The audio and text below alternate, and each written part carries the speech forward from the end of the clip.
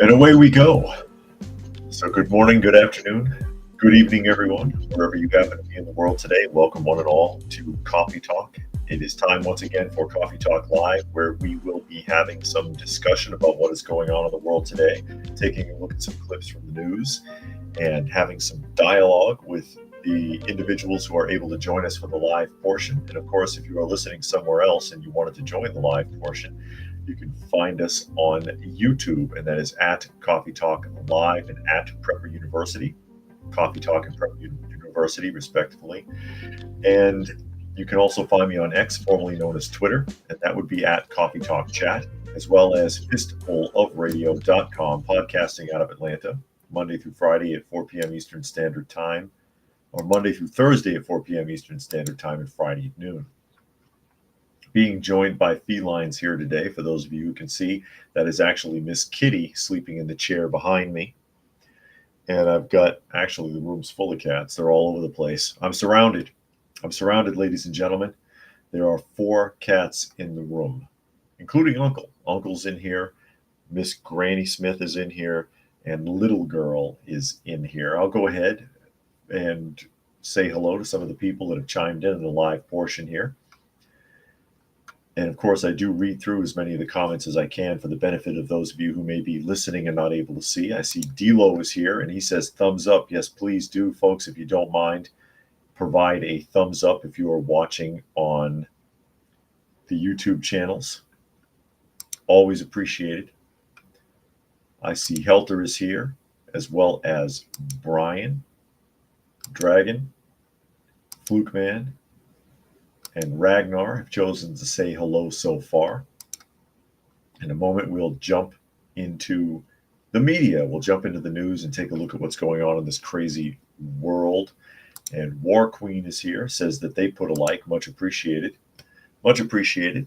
And I will be picking off where I left off yesterday, because I was starting to really get on a rip about something that happened in Chicago.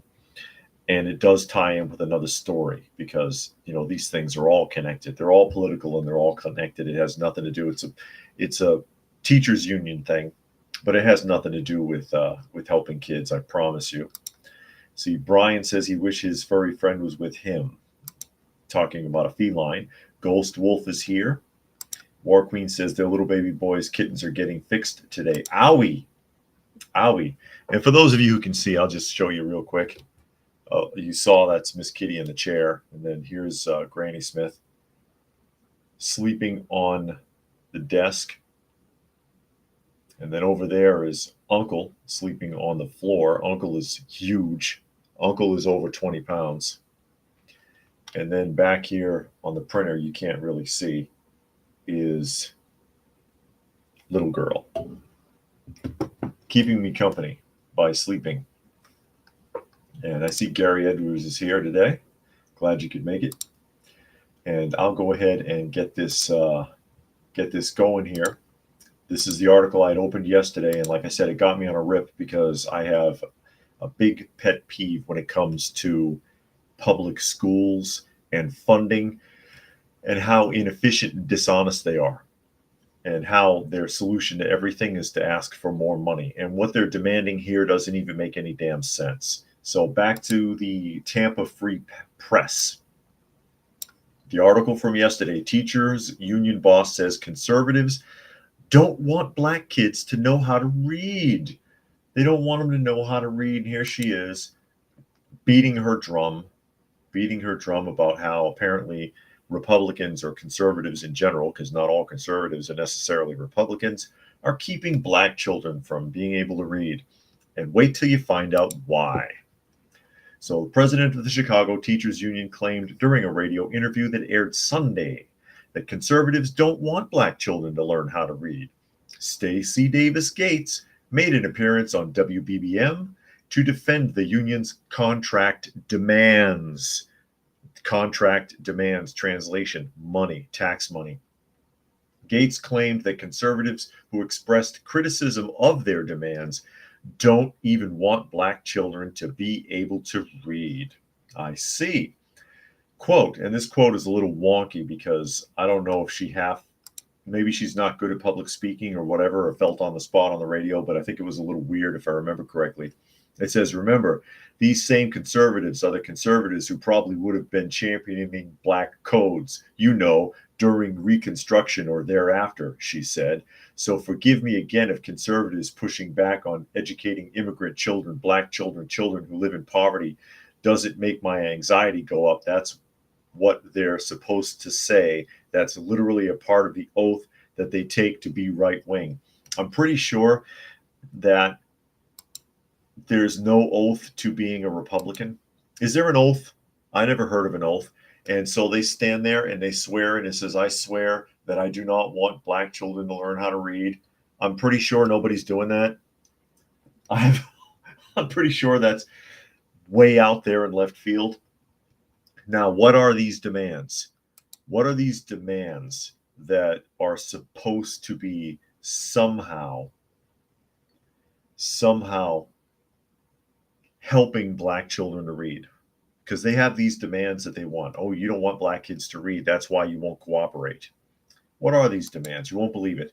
And Bob is here. Glad you could make it today. Well, here they are.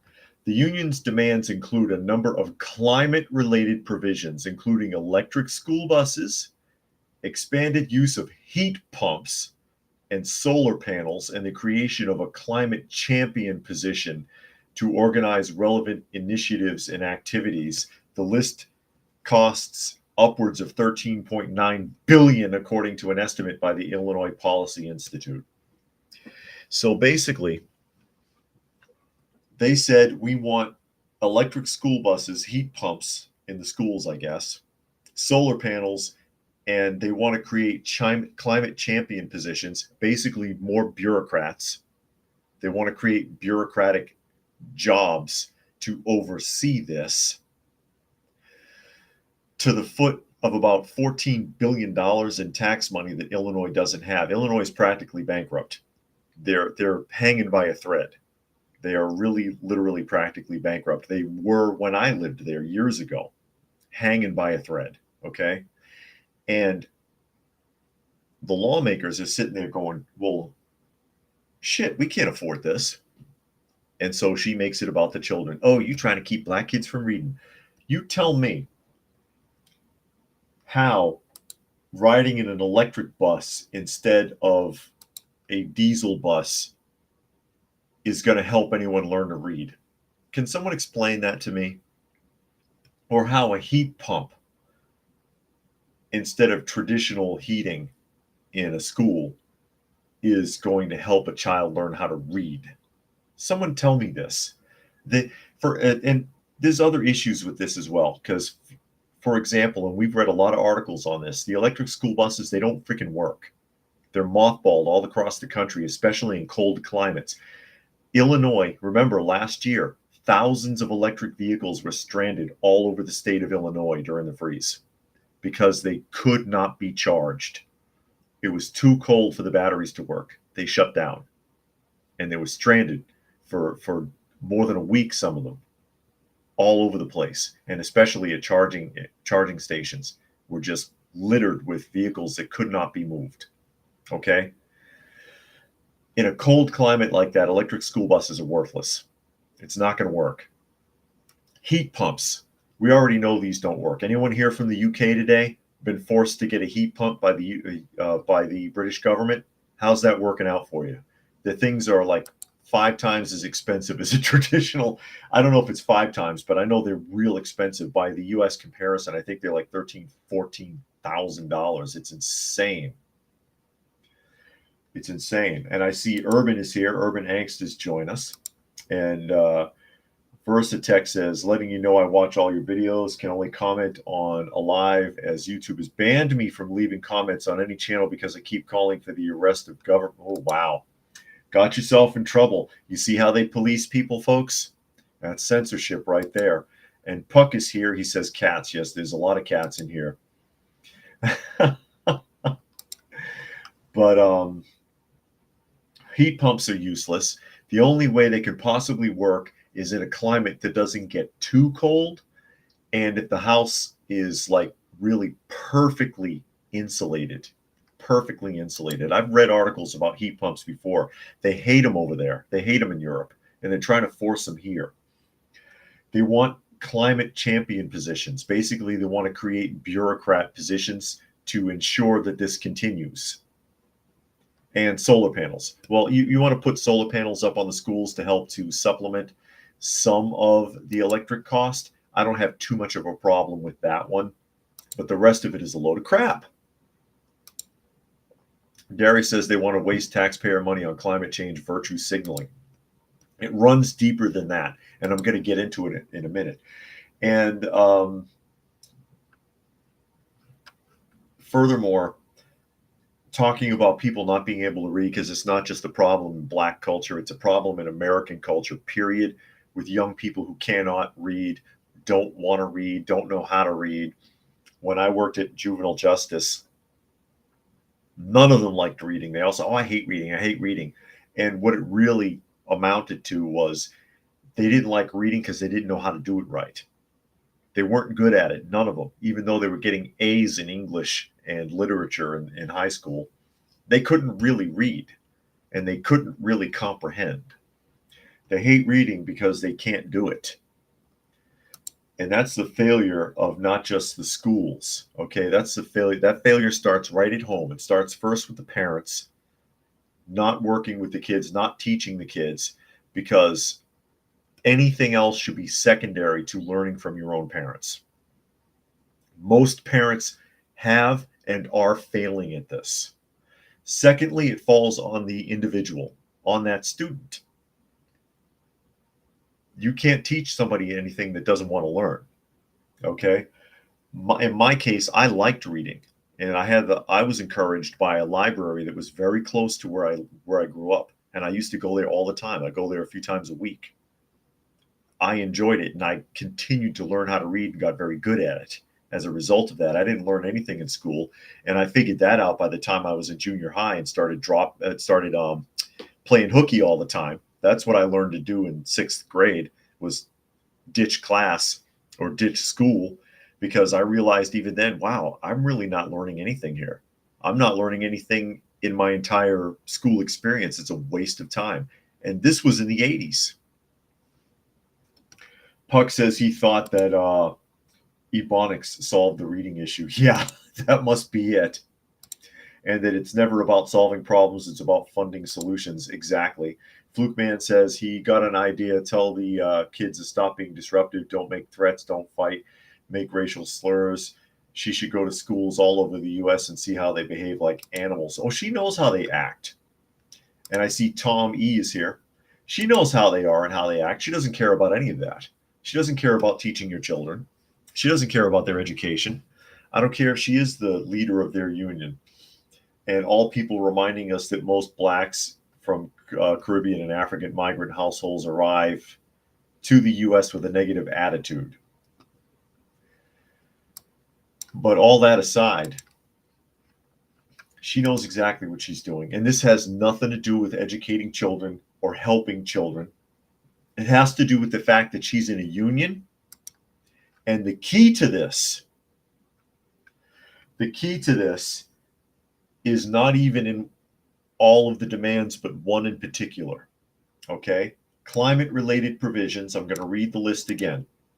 Electric school buses, expanded use of heat pumps and solar panels, and the creation of climate champion positions to organize relevant initiatives. Bureaucracy. Why? Why is that so important? Why is it important to create more bureaucratic positions? Well, look at this article. Because we're tapping into massive funding sources. That's why. Massive funding sources. And this article is talking about something else, but it is related. And this is an article from the Daily Caller. Daily Caller. Weaponization of the IRS. Biden administration cements rules handling labor unions, a massive victory. Now listen to what they're doing here. And Puck says she's a grifter, another poverty pimp like Al Sharpton. Exactly. And then you put it on the kids. And then you got to invoke the race card as well. Oh, but what about the children? What about the children? What about them? Your system fails them as much as anyone else. As I've pointed out before, when I worked with the public school system, is a better way to put it, when I was still in Topeka, when I was still with juvenile justice, I worked with private schools as well as the public schools. And some of them are operating on damn near half the budget of the public school and very successful. So it's not about the money. It's not about the money. And even when I went to college, some of the best students in there were homeschooled kids, never been to school. So it's not about the money at all. Not at all. It's never been about the money. But when you call them on their failure, that's always what they say. Oh, well, we need more money. Don't teachers deserve more pay? Don't students deserve more resources? And then most people don't have the balls to sit there and say, you know what? No, freaking no. How come teachers at a private school are getting like half to two-thirds, or yeah, two-thirds of what a public school teacher makes, and they do an outstanding job? Explain that. It's not really about the money, but they make it about the money because there's an endless supply of it. All they have to do is just keep gouging the taxpayer. And it's not just in the United States. You can make the same argument anywhere. Anywhere. War Queen says that the chat stopped on their end. Sometimes there's a setting you have to put in so that you can see the chat from both Prepper University and Coffee Talk, because it's being simultaneously broadcast. Not everybody can see all of it, and that's why when I highlight someone's comment, I throw it up on the screen real quick. But there's a way to set it so you can see both, but I don't know off the top of my head how it's done. Someone explained it in the chat before. But back in here, so I can tie these together. Daily Caller article. The Biden administration finalized rules governing subsidies in a signature climate bill Tuesday that figures to be a major victory for labor unions. The Internal Revenue Service and the Treasury Department finalized prevailing wage and apprenticeship requirements for certain incentives contained in the Inflation Reduction Act, which is an oxymoron. A massive climate bill that President Joe Biden signed into law in August of 2022. While the administration characterizes the rules as a win for blue-collar workers, they will more likely give a significant advantage to labor unions, typically stalwart supporters of the Democratic Party, and drive up costs of IRA-backed projects that are already increasing, according to infrastructure policy experts and industry stakeholders. If the Biden administration's goal is to undermine taxpayer investments in the construction of critical clean energy infrastructure funded by the Inflation Reduction Act, this final rule is a wild success. And he's being sarcastic there, by the way, according to Ben Brubeck, the Vice President of Regulatory Labor and State Affairs for the Associated Builders and Contractors Association, said of the policies announced on Tuesday. This bold weaponization of the IRS and end run around Congress is an attempt to steer clean energy construction contracts to unionized labor and contractors, key election year donors, by incentivizing private developers to require inflationary and exclusionary project labor agreements, should be extremely concerning for taxpayers and clean energy advocates. So all of this money from the so-called Inflation Reduction Act is actually tied, much of it, to climate agenda stuff. Okay. Now, what was that woman crying for in the previous article? And that's why I said it's important to consider what it was that she was calling for, what the demands were. Do you remember? Let's pull it up again. Let's pull up her demands again and take a look at that so we can tie this together. Because what was the key phrasing and what she wanted? Key phrasing and what she wanted. And I'll pop that article back open. And of course, this is a Tampa Free Press article. She wants Electric school buses, expanded use of heat pumps and solar panels, and the creation of what? Climate champion positions to organize all of that. Climate champion bureaucratic positions that are part of the teachers union would fall under the other category and would draw money from the Inflation Reduction Act's climate agenda funds. There it is. That's what she's really after. That's what she's really after. And Gary Edwards says race hustlers want the emotional response from outrageous claims, not the time taken to put the truth under a microscope. No, they don't. And Fluke Man says, I imagine private schools has less students per teacher, so it's easier for them to deal with. Yeah, often they do. Often they do. They have less, a smaller teacher-student ratio. And there are private schools that are extremely expensive, don't get me wrong, but a lot of them are surprisingly affordable. I know most people can't afford it, but there's a lot of them that are surprisingly affordable. And Monkey is here, as well as Tuck. And Jane is here as well. And Urban says climate industrial complex uses carbon-based energy to prop itself up and snag all the government contracts. But that's really what the agenda is here. This is really what the Chicago Teachers Union is after. They don't care about the electric buses. They don't care about solar panels. They don't care about heat pumps. But they know it's coming because of the executive branch's climate agenda that Biden signed into action through the false setting of the Inflation Reduction Act, because our inflation is through the damn roof and getting worse all the time.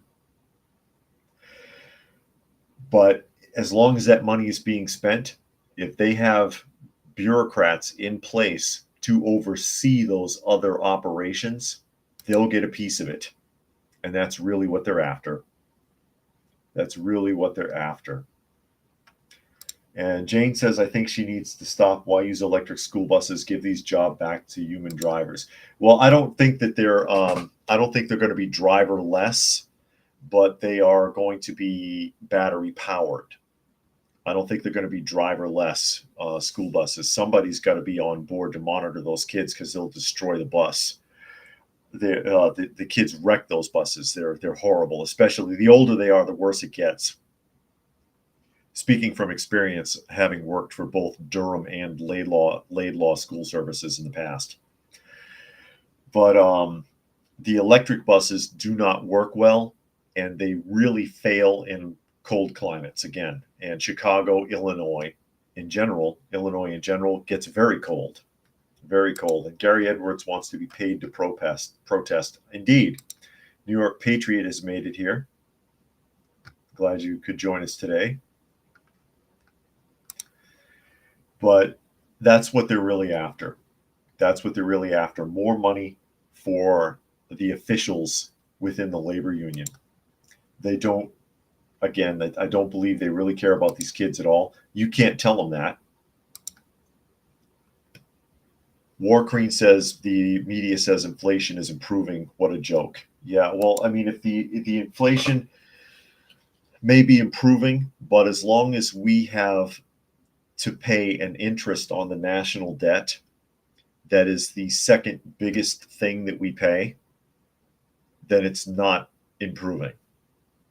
And what was it? I had it written down here somewhere, because I know that yearly, currently, we pay 1.5 trillion in Social Security. Keeping in mind, Social Security isn't just Social Security; it's also SSI payments to people that are handicapped and things like that. You know, Social Security is a big umbrella. 1.5 trillion. It's the biggest payout that we give, and the second biggest payout that we give is, I believe, that the interest on the national debt, which is something like $213 to $215 billion per quarter. So almost $900 billion a year, almost a trillion, is being paid to the national debt out of tech, or on the interest alone, just the interest on the national debt, and we're still borrowing. So yeah, I don't care what they say about the about inflation. You can't believe it. As long as we owe money, it's not good. And then the third biggest is, I think it's almost neck and neck between public schools and the national defense. But public schools is kind of all over the place because they get money from everywhere.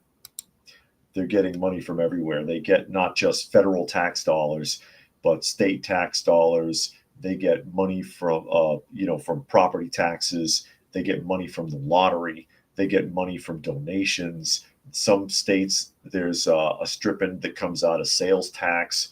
They get money from all over the damn place and failing constantly. And Tuck says, imagine driverless buses getting hacked. Or if it gets stranded somewhere, what are you going to do? you know? War Queen says, next thing you know, they'll have robots driving the buses. They're working on it. They've been working on it for quite a while. They've been working on it for a while. And Puck says, transport the kids in individual tubes. Well, they'll go to distance learning eventually because they already they did it during the pandemic. They experimented with it. It was a huge failure, by the way. It was a failure because they weren't doing the jobs. I pointed out before, I know a couple of people that work in the public school system in Georgia currently, including one that's been there for 15 years or something now, I think. And the distance learning was a total failure. The kids didn't show up. They didn't show up, or they turn the camera on and walk away. And then the teacher is there and doesn't know if the kid's there or not. They see an empty chair. And then after this, it got worse in the public schools because these kids realized, well, shit, I'm not learning anything anyways. And I got away with all that, so why should I go to school now? So the failure rate has gotten even worse. Urban Angst says, what's the aim for marginalized students? Pretty soon, everyone will be fighting for their rights to sit at the back of the driverless bus. Yeah, I know. I know. It's there's so many groups now calling for separation after they were forced together. Really, the desegregation forced people together. I myself was a victim of the forced busing agenda in the 70s. It went very bad. It went very badly. I was picked up in a station wagon because it wasn't a school bus that initially did most of that integration because they had to get you individually in a lot of cases. So I would be picked up in a station wagon. You remember station wagons, right? Some of you, just a long car, the poor man's limousine. And it was like green or blue. And it said Boston Public Schools on the side. And it had the yellow flashers on the roof. And they'd go door to door picking people up around my neighborhood. And then we'd be driving for another hour and a half in the morning, something crazy. And they drop us off in a school in Roxbury so that I could be one of 3 white kids in a class with 30 black kids who called me honky and cracker and tried to beat me up every day. And that was my experience, 1st, 2nd, and 3rd grade. So forced busing, everyone, integration. What a success. What a success. Although things did get better, but they fell apart after the Obama administration. The Obama administration really, really kind of ruined it. Sean says, unfortunately, he's one of the people that need to. Need to do what, Sean? And Puck says he'd imagine sales commission on a fleet of electric buses would be pretty good. Yeah, because they cost considerably more. Considerably more. Just like with the electric snow plows that they experimented with in New York, and they cost 3 times as much as a traditional snow plow, and they don't work, and the whole fleet is mothballed in New York now. They didn't work. They froze up, or they would break down, or something would go wrong. They weren't strong enough to carry the load. There was all sorts of problems. And Sean says he needs need from SSI at the age of 50 because of medical disability. And Jane says, he wants to know all these e-cars and electric buses, will they not make our electric grid weaker? Yes, of course, because it's got to draw more power. It's got to draw more power. As I catch up here, I got to jump ahead. And one more here. Mars says the station wagon was a staple for young people of the past. So many past memories. And the cool thing about the school station wagons, though, was they had the reverse seat on the back. So the last two seats, everybody wanted because they faced out of the back window instead of facing forward. But anyways, speaking of schools and playing the race card and race baiting, here we go again.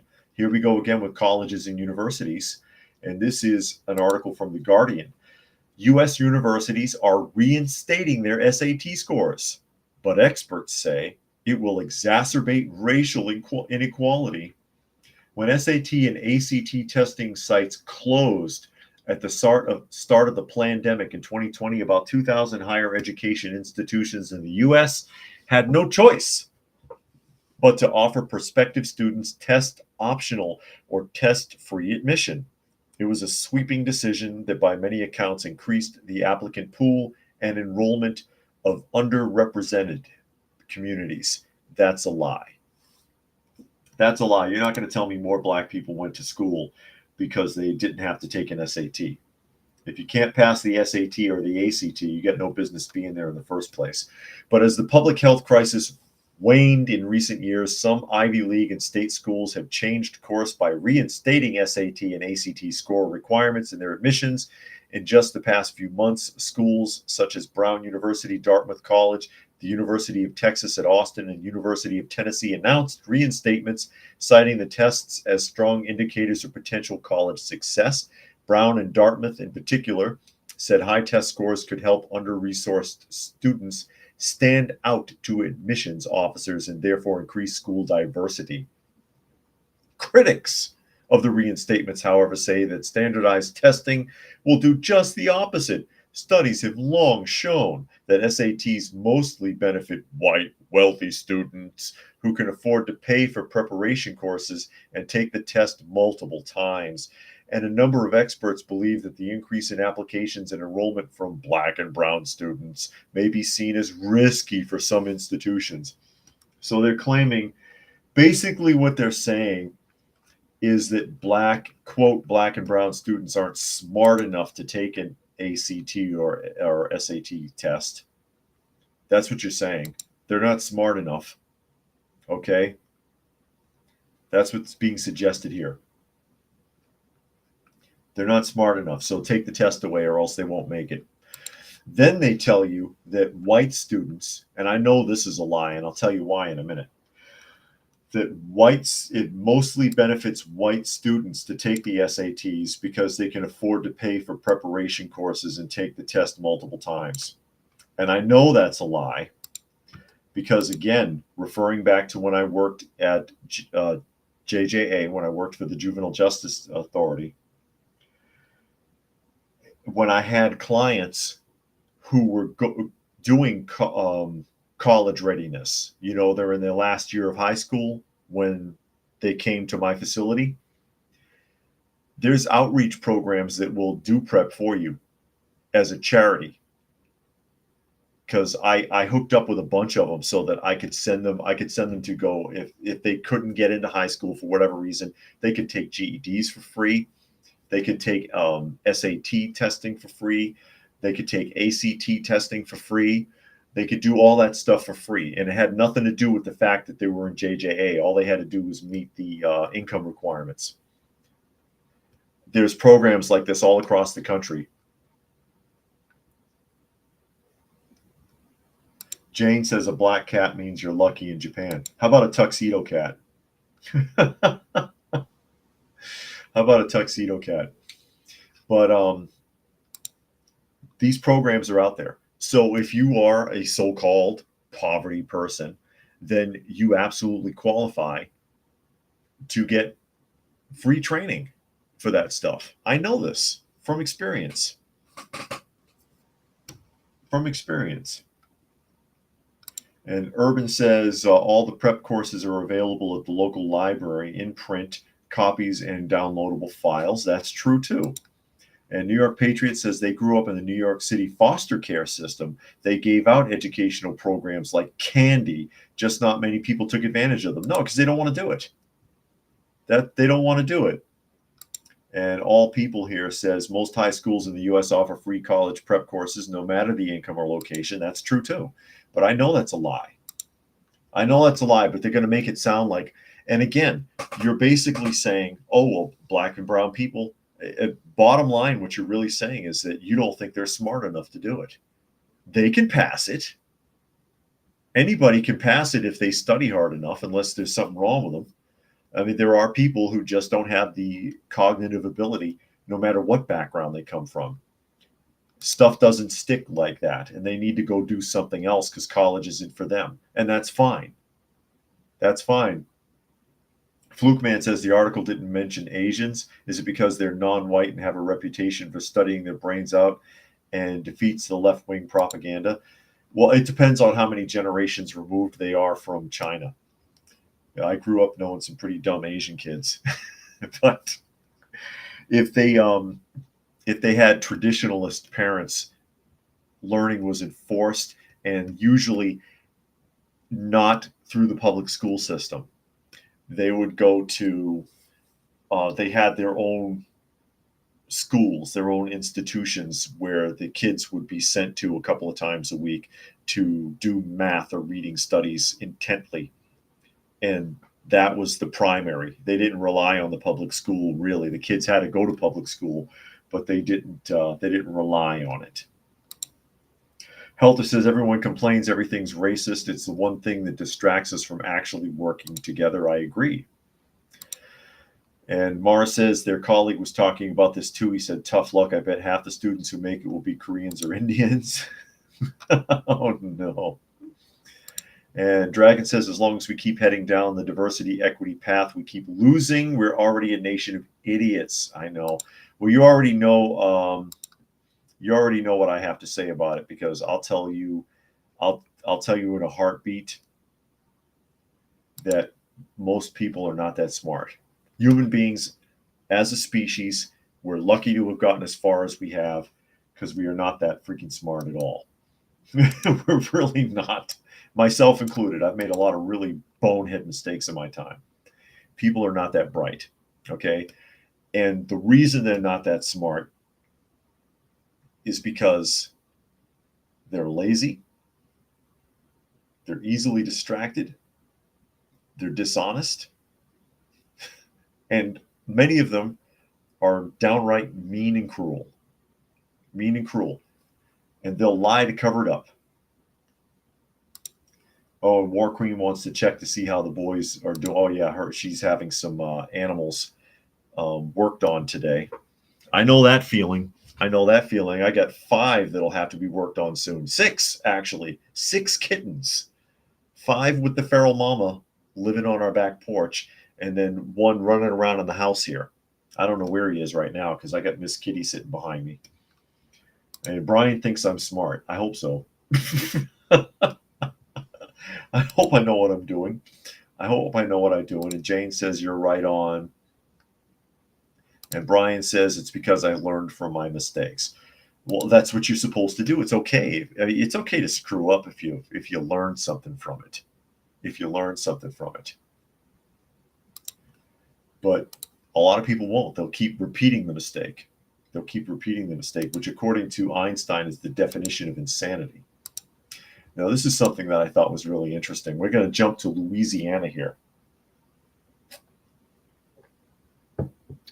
And Bo Kane, not Kwai Chan Kane from Kung Fu, great show, says he is sending silver to the P.O. box this weekend. Expect it this time next week. Love your work. Well, I appreciate that, Bo. Hey, I'm not above stacking silver. I think everybody should do that.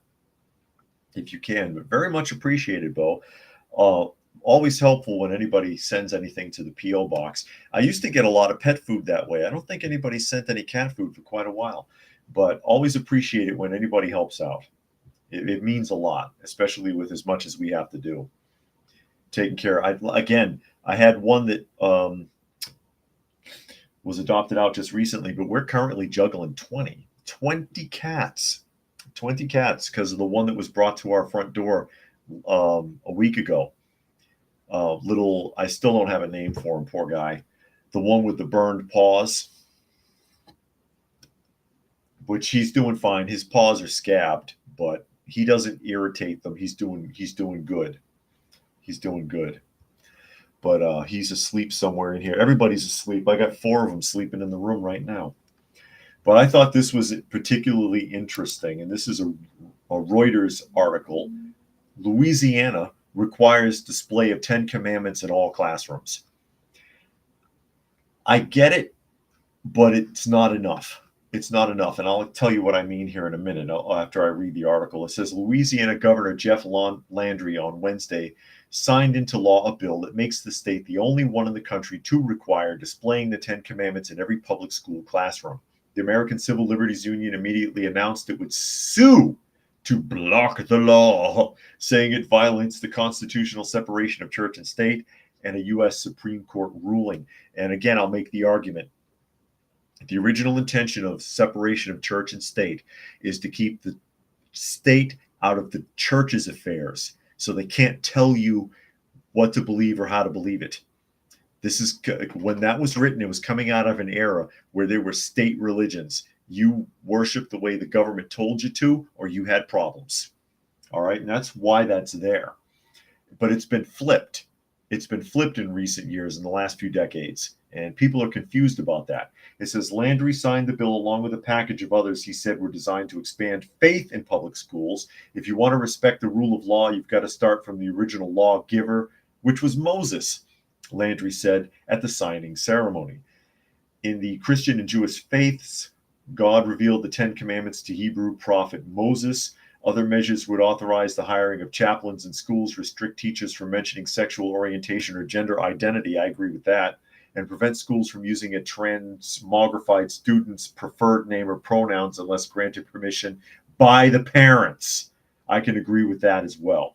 Landry also assigned bills that would expand tutoring for underperforming students, help improve math skills, and improve fewer curriculum mandates on teachers.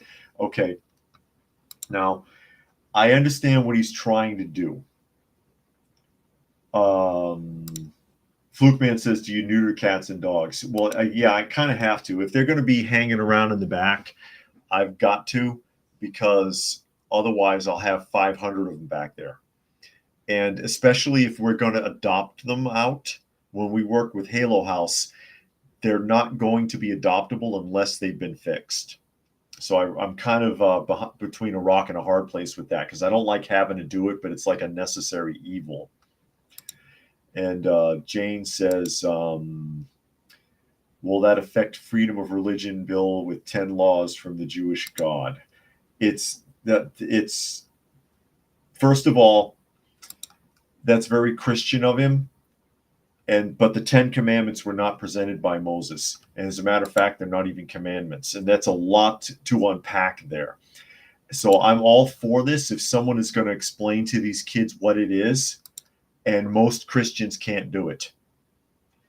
The translation is incorrect. From the Hebrew, it's the 10 words of God.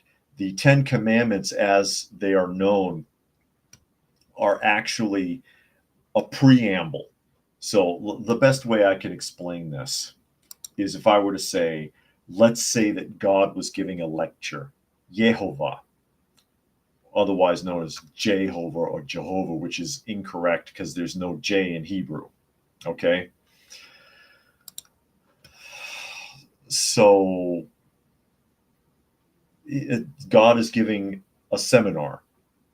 Okay, and you came to hear him talk. And he says, hey, everybody, we're going to be having a discussion about the Mishnah today. There are 613 rules. And that's correct. That's if you continue reading past the 10 commandments, so-called. It's actually the 10 words in the proper translation. If you read the rest of it, there's 613 rules. What he's basically doing is saying, hey, here's a sample of what we're going to be talking about today. Here's a few of the big ones. I'm going to say, it's not a good idea to kill people. I'm going to say it's not a good idea to steal, so on and so forth. What you know as the 10 Commandments. But it's a preamble to the rest of the rules, because those will be hashed out in better detail later on in the text. But nobody reads that far because Deuteronomy is boring and Leviticus is boring and Numbers is boring. And Numbers isn't even a correct translation either. Actually, in the Hebrew, it says the wilderness, not Numbers. Not Numbers. There's a lot of bad translation there. So are you going to read the actual rules and what it means? Because I hear a lot of Christians, I know I'm going on a bunny trail here, but bear with me. My wife and I have studied the Bible intently for more than a decade. So I know I don't remember exactly where everything is all the time, but I got the points and I got the translations of a lot of things down. But a lot of Christians will sit there and say, well, oh no, I'm fine as long as I follow the 10 Commandments, and don't. They don't. Like, for example, where it says that you shall not bear false witness. What does that mean? It's not talking about lying in court necessarily, because a lot of things fall into that category. Gossip falls into that category. Are you running your mouth about your neighbor and you don't know if it's the truth? You're violating that rule. Are you twisting the truth on somebody to exaggerate or to maybe get them in trouble? You're violating that rule, and so on. So on and so forth. So on and so forth. Mars says, I'll be surprised if America lasts for another 100 years because so many big wigs with money are in control. As I catch up a few more here. Dragon says, interesting, these displays never mention the biblical penalty for disobeying most of the commandments is death. Well, not most of them. Because, again, there's 613 rules, but of the big ones, yeah, execution is required. If you murder someone, not kill someone, you can kill someone to defend yourself or to defend someone else. Or if you killed someone by accident, that's what the original purpose of a sanctuary city was, biblically speaking. You could, if you killed someone by accident and someone was after you, you go to the sanctuary city, tell the elders there, hey man, I didn't mean for dude to die. It was an accident. They'll protect you, or supposed to anyways. But you murder calls for execution. The disobedience to parents, and this is one a lot of people get confused about, and I've heard the argument made, oh, well, the Bible says to obey your parents no matter how bad they are to you and they abuse you and all this other stuff. It doesn't say that. It says respect your mother and father. The assumption is that they are biblically sound, so to speak. They're good people. They're just trying to help you, whatever. But if you've got a bad seed of a kid that no matter how good of a parent you are, they're an evil little monster, that's when you bring them up before the elders to make a decision about whether or not they need to be removed. And by removed, I mean executed. You got a badass kid who's running around torturing animals and attacking people and whatever, and you can't control them, and you've been a good parent. Yeah. On and on and on. Let me see. Jane says, when my kids were in grade school, refused to put on Christmas trees because they had Asian kids, six and 2 Muslim kids in the school. I ranted and raved to the superintendent. It wasn't fair, and he let the kids have the Christmas trees. Yeah, if they don't like it, they don't have to look at it. If they don't like it, they don't have to look at it. And Monkey says, if in terms with it, if you want the correct and accurate information of the 10 Commandments, you would need a rabbi to explain them accurately rather than a priest. Yeah, if he doesn't get too carried away, because one of the problems with the Hebrew faith is that they added stuff. So they turned 613 rules into 4,400 of them. I exaggerate not. I believe it's 40. It might be more than 4,400 separate rules in the Talmudic laws. And when you see in the Bible where Yeshua, otherwise known as Jesus, is arguing with the Pharisees about laws and rules, he's not talking about the laws from Deuteronomy. He's talking about the extra stuff they added on. Basically, what he's saying in those arguments is, what Moses presented to the people was enough. Why are you putting all this extra on here, confusing everybody? Why are you making it more difficult? That was the argument. And a lot of people think that it meant that he was doing away with the law, and he was not. And if anybody thinks that Jesus, Yeshua, did away with the law, I invite you to go read Matthew 5:17. Matthew 5:17, where he's asked about that and literally says, I didn't come to do away with the law, but to fulfill it. And he emphasizes that the law will not be done away with until heaven and earth pass away. Basically, until what many refer to as the second coming. The second coming. So, which hasn't happened, has it? So guess what? We're still under the laws of Moses as it were put. But yeah, a rabbi would probably explain it a hell of a lot better than a priest or whoever, because a lot of them, they don't know. Ministers, Jane says, listen to the coffee talk, man. Go, man. Yeah, I went down a rabbit hole.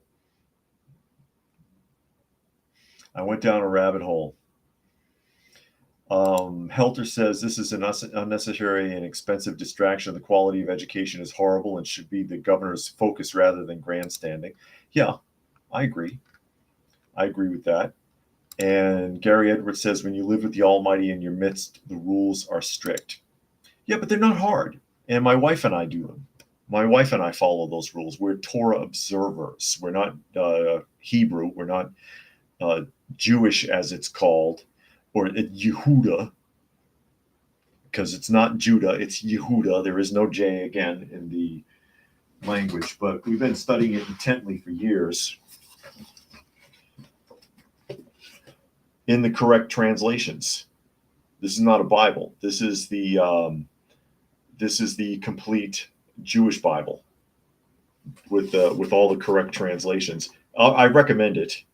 I recommend this, and there's other texts that do direct translations, and that's studying the history, studying the proper social structure of that time period, the proper translations. Again, words that meant something, that mean something now, did not mean the same thing 3, 4, 5,000 years ago. The definitions are different now.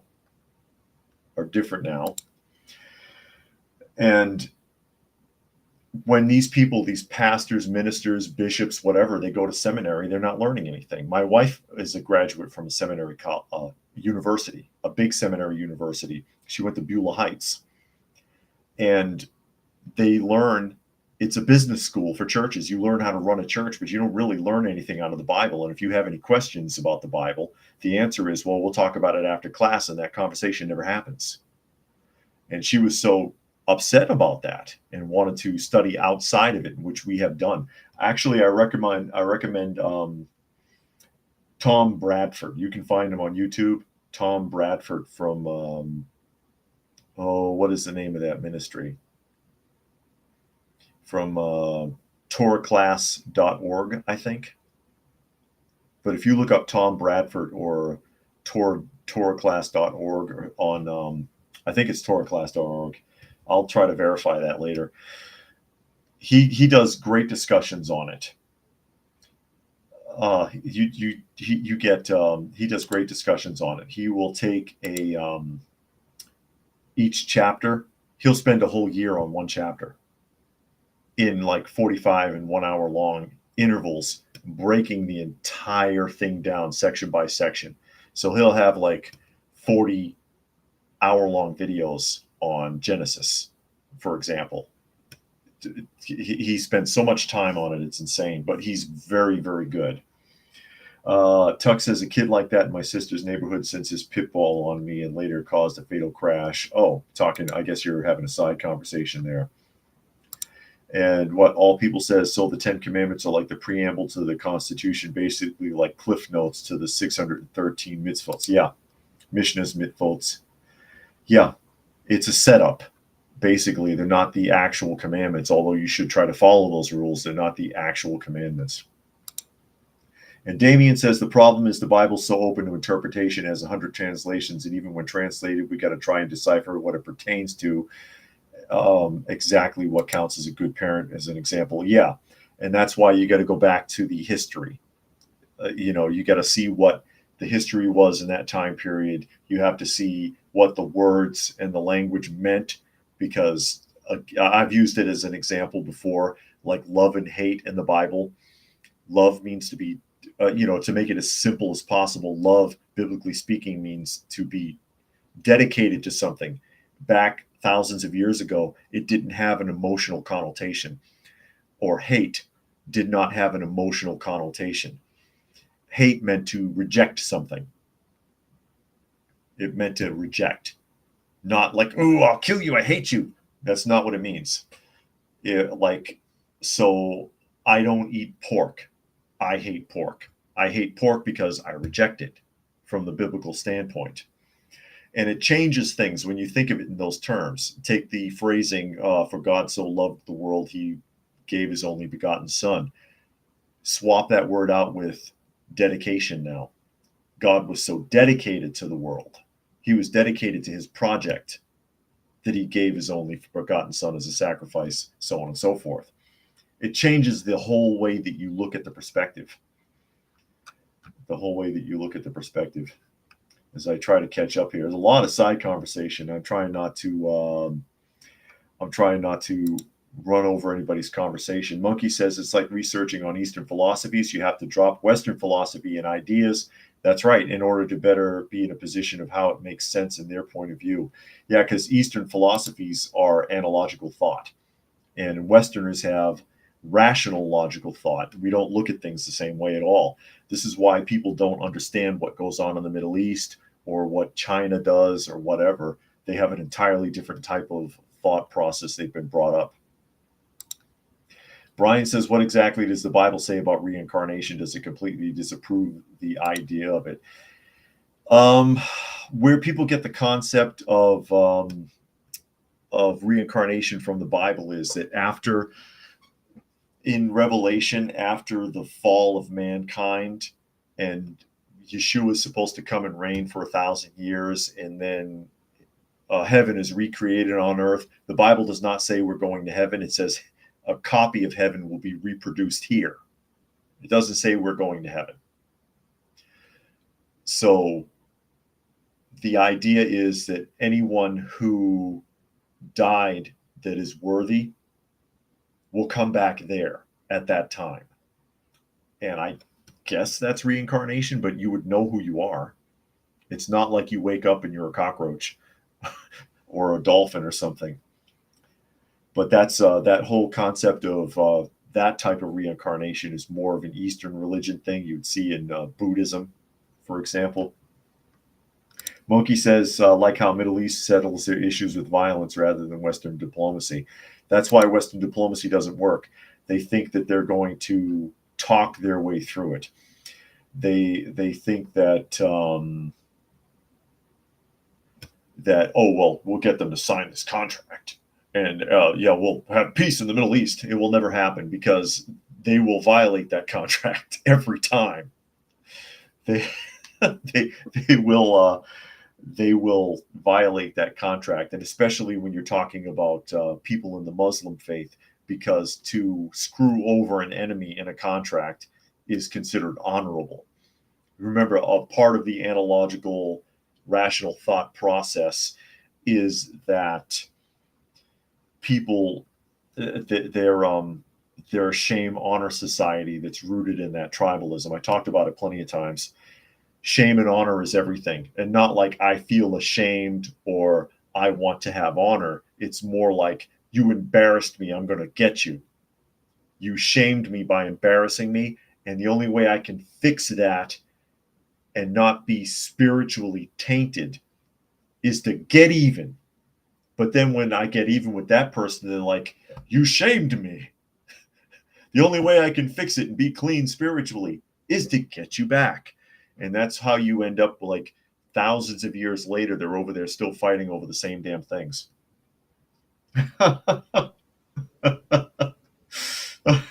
And Fluke Man says, you once said the New Testament doesn't override the Old Testament. It's very confusing. For example, the old version said you need to sacrifice animals, but not in the new version. That's because you need the temple. You're not supposed to do it unless there's a temple. That's why it's not being done. So when the temple is rebuilt, at which point, which they've been talking about doing that forever, if there's an active temple with active priests that has been properly officiated, then the sacrifices would commence again. But with no temple, there's not supposed to be a sacrifice. That's the confusion. Isn't that right, little girl? Hi, darling. There's little girl. Oh, and I'm running over time. And Brian made a donation to the channel. Thank you, Brian. Very much appreciated. Little girl appreciates it. I'll let you see little girl, and then I'll sign off. Come here, honey. Oh, there she is. One of the rescue cats. She looks like she's about to fall asleep right in my arms.